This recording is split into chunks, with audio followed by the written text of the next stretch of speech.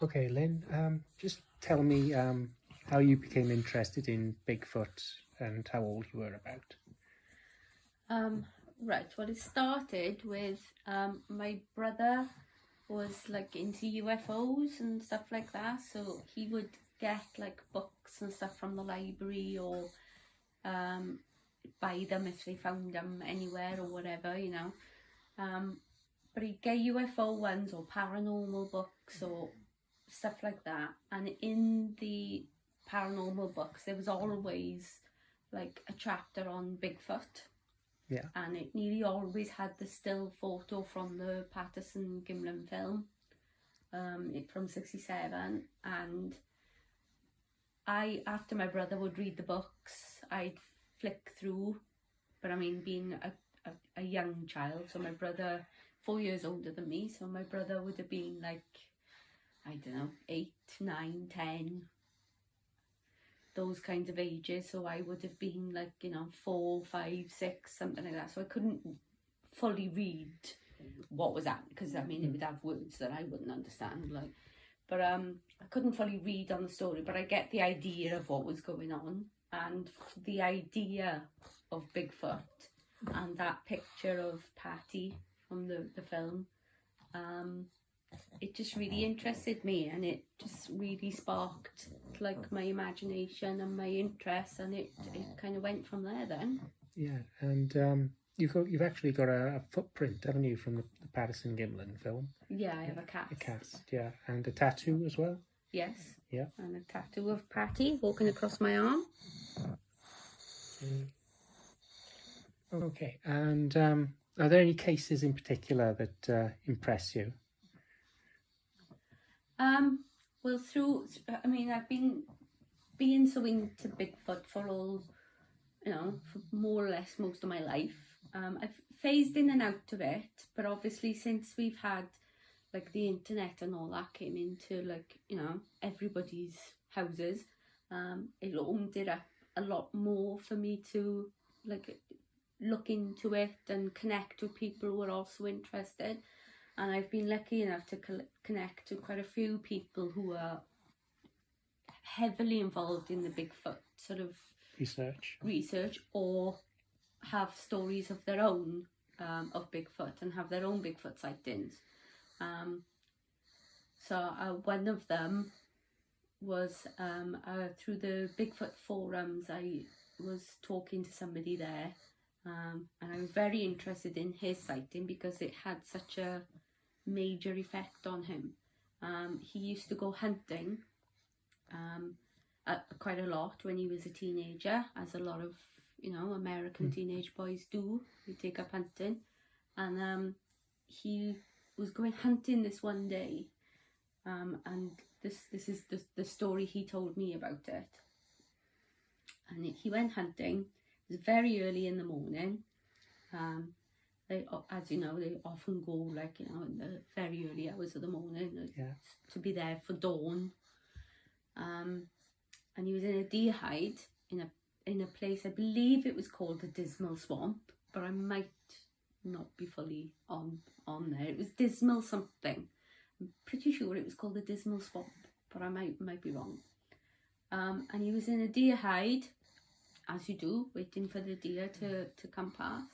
And he said, as he was sitting there, it was about 6 in the morning, he heard a noise, as you do, and he looked, was waiting for deer to go past, and he said, instead of deer, a very large figure went past his deer hide.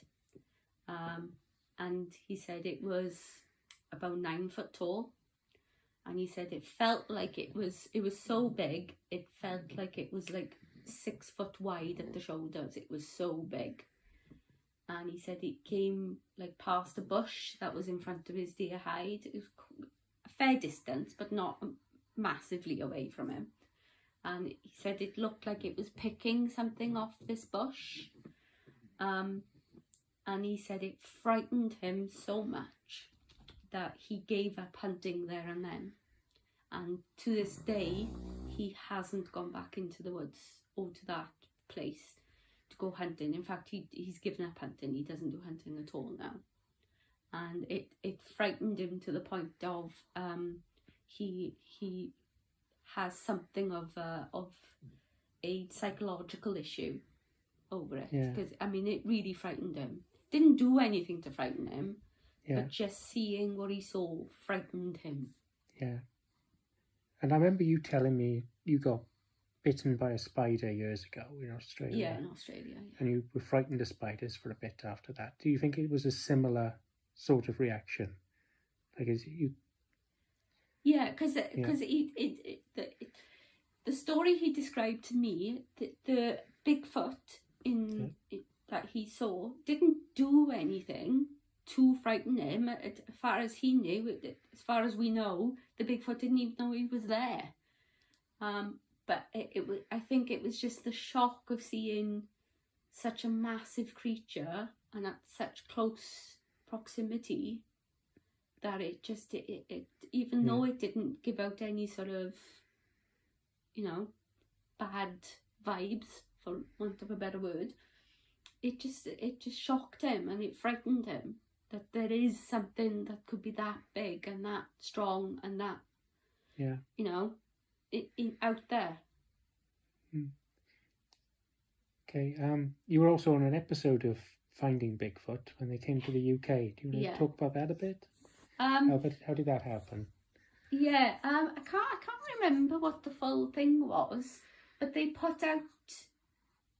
If I remember rightly, I saw like an email or something that they put out a thing about looking for people in Britain who have had Bigfoot sightings and interest in Bigfoot, because obviously it's not such a popular thing over here, because I mean we very rightly say we don't have any Bigfoot, because we don't.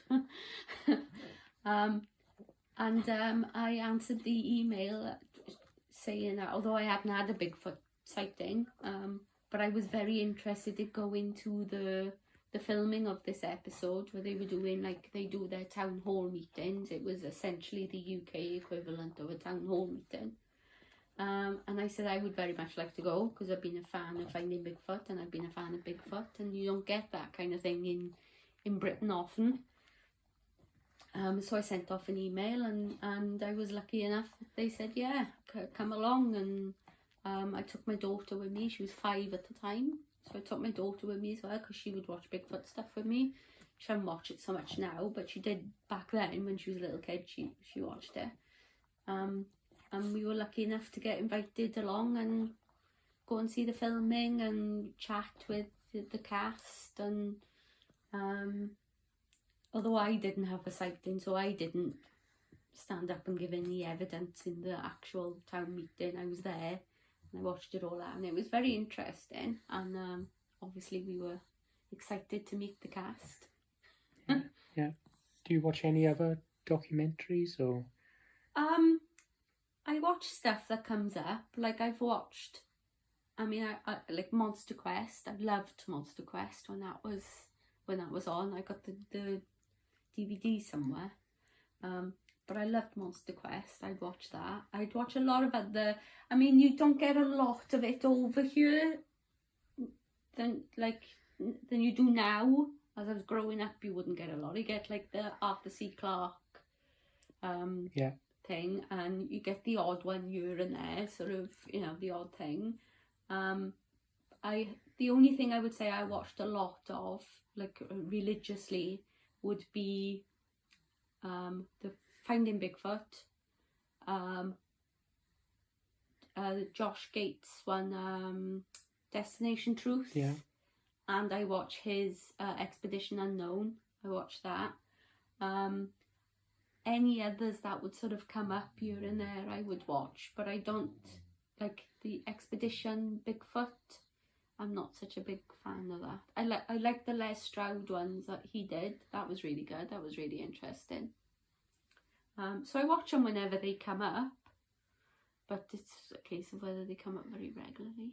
Okay, and is it just Bigfoot, or is it the Yeti and the Yowie and all these other similar creatures that you're interested in? Yeah, it's all of them, yeah, definitely all of them. Amongst other cryptozoology stuff. I mean, I'm particularly interested in not just the Bigfoot, but I like the Beast of Bray Road sightings, and although it's not technically cryptozoology, because the thylacine, as we know, did exist and only became extinct very recently in regards to like human history. I mean, it was only in the 30s, wasn't it, that it was supposed to have gone extinct. I'm really interested in the idea that that's actually still out there, and not extinct at all. But I like all sort of cryptozoology, and I have an interest in all of it to an extent. Loch Ness Monster, I've been to Loch Ness. Been to Loch Ness, yeah. And I camped on the side of Loch Ness for 5 days. Didn't see anything. Heard quite a lot of weird stuff. The water there is very strange. To me, it sounded very strange when I was laying in my tent at night, and you would hear splashes and just odd noises that you don't hear next to other. What were the noises like? It's hard to explain. It was just stuff in the water that you would hear. You'd think, like you'd hear, like maybe, like a large birds taking off, like storks and stuff like that, or herons maybe. You'd hear stuff like taking off, but there'd be nothing there. And although it wasn't always at night, this would be during the daytime too, and you would hear it, and you'd look up, you'd hear a splash, you'd look up, expect there was a fish or something jumping out of the water, and you'd expect to see the ripples as you do like anywhere else, but there wouldn't be anything there. It's like, it would be like dead quiet. There'd be nothing, like no extra waves or anything. It was just, I just got a weird feeling there. Yeah. Although I'm not a massive believer in Nessie, I gotta say, I think there's a very logical explanation. Do you think it's just, like you say, that just the currents and the weather and all that coming together? Yeah. Natural things. Oh yeah. I don't think that Nessie is, like a plesiosaur or something that they say that it is. And I personally, I don't believe that it's something like that. I think it's some sort of fish or large eel or something that people are seeing, and then along with the legend of it, people see what they want to see. They imagine more than what they're seeing. Than what they're actually seeing. What about Bigfoot? What do you think that is? Have you got a theory or do you like, or anything like that, like the Gigantopithecus idea? Yeah, if I'm still, even my friends, my Bigfoot friends that have had sightings and stuff, and I respect them greatly, and I believe they believe that they saw Bigfoot. I wasn't there, so I'm not in a position to say that they're lying or it was something else. But I'm still personally not a massive believer. I wouldn't say I believe in Bigfoot. I think I'm a maybe say 80% believer and 20% skeptic. Because you've got to have that, until you see it yourself, you've got to have that. Yes, I have there. Until I see it myself, I don't fully believe it. Yeah. I would love for it to be real. And I can't explain the Patterson-Gimlin film. That's the one to me that stands out above any others. I can't explain it, and you can say that it's a costume as much as you like, but I can't see any evidence of it being a costume. There's too much to it for me personally to believe that it's a costume. But I am still on the fence when it comes to Bigfoot. I do lean more to the believing than not, but I wouldn't say I'm a believer. Yeah. Is there anything in particular in the Patterson-Gimlin film that impresses you, that makes you think that this could be a real animal? Yeah. The thing in the Patterson-Gimlin film that gets me the most is the breasts. Yeah. Why would you put, if it was a monkey costume of some description, why would you put breasts on it? Yeah. You can buy gorilla costumes like anywhere, but they don't have breasts on them.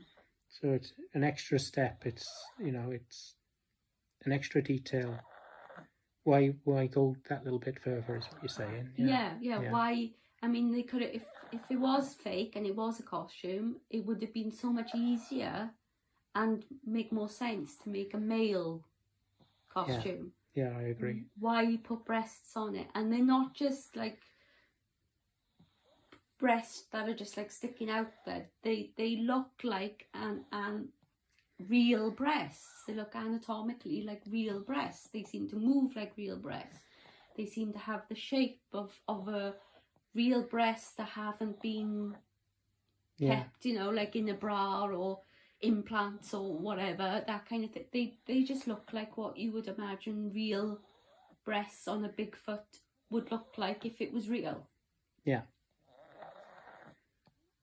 Okay. Thanks for that, Lynn. We'll leave it there. Okay. Thank you.